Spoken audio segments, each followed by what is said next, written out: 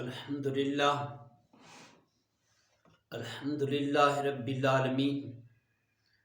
والعاقبۃ للمتقین والصلاۃ والسلام علی سید الانبیاء والمرسلین وعلی آلہ وصحابہ اجمعین اما بعد فاعوذ باللہ من الشیطان الرجیم بسم اللہ الرحمن الرحیم۔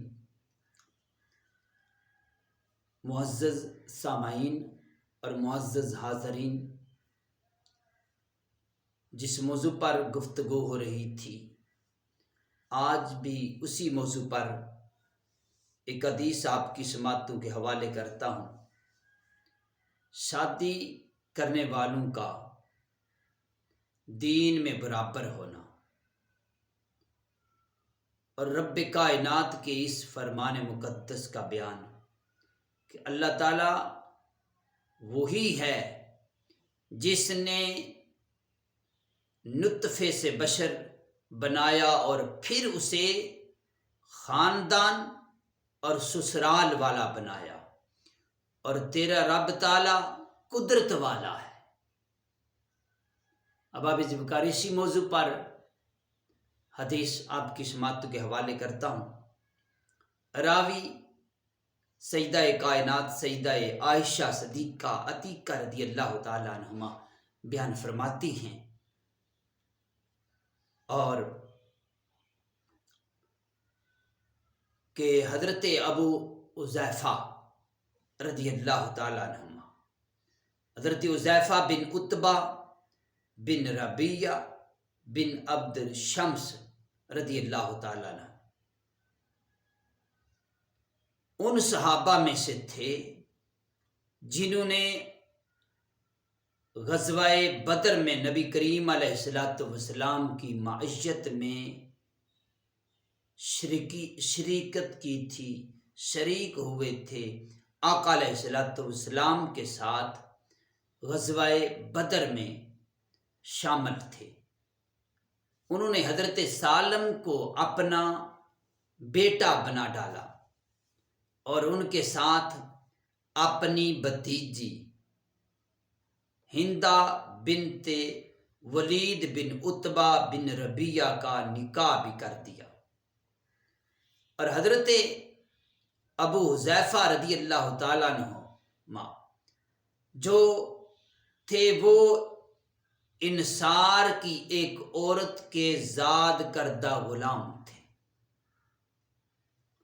جیسا کہ نبی کریم علیہ السلام نے حضرت زائد کو اپنا بیٹا بنایا تھا، اور زمانہ جاہلیت میں جو آدمی بھی کسی کو اپنا بیٹا بنا لیتا تو اس کے باپ کو اس آدمی کی جانب منسوب کر دیا جاتا۔ یعنی اگر کسی کو کوئی بیٹا بنا لیتا تو پھر وہی اس کے نام سے منسوب کر دیتے، اور لوگ اسے اس کا بیٹا پکار کر یاد کرتے، پکارتے، اور وہ اس کی وراثت کا بھی وارث ٹھہرایا جاتا، حتیٰ کہ رب کائنات نے آیات بینات میں ارشاد فرمایا انہیں ان کے باپوں ہی کا کہہ کر پکارو، اللہ تعالیٰ کے نزدیک زیادہ ٹھیک ہے۔ رب تعالیٰ نے قرآن مجید فرقان حمید میں ارشاد فرمایا کہ جو جس کا بیٹا ہے اس کے باپ ہی کی طرف منسوب اسے کرو،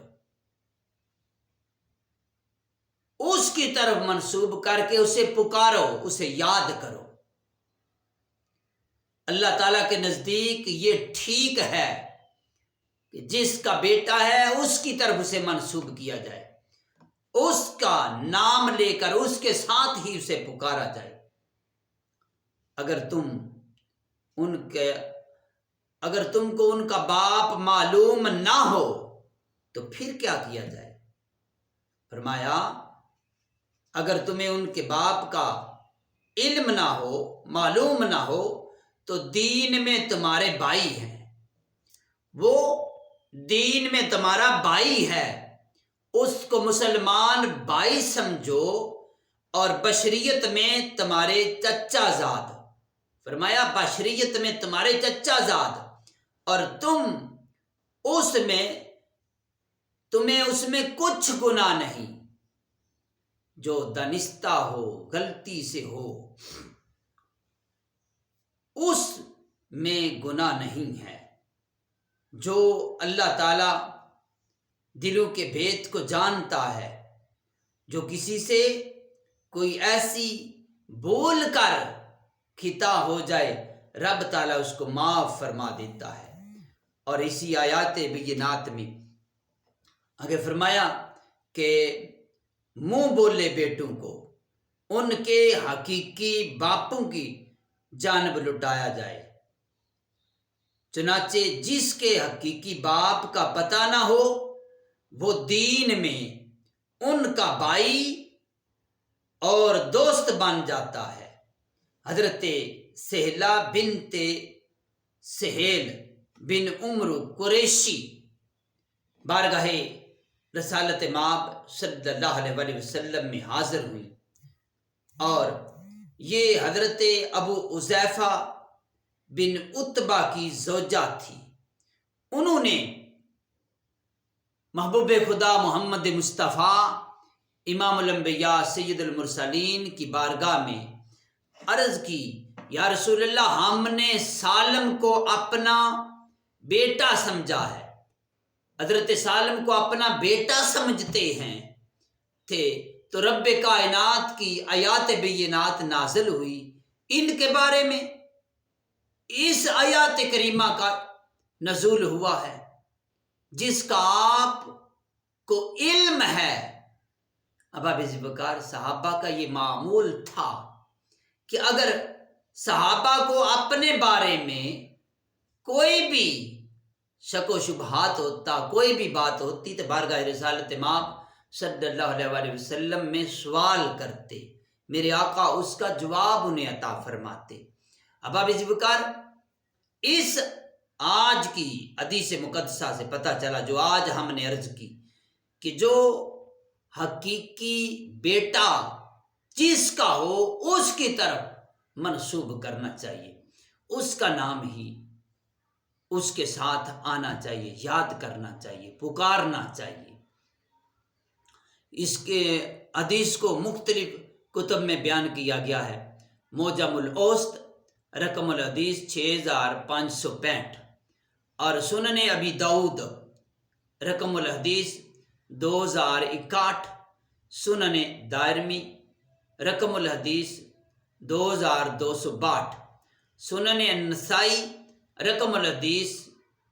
3322، اور صحیح مسلم شریف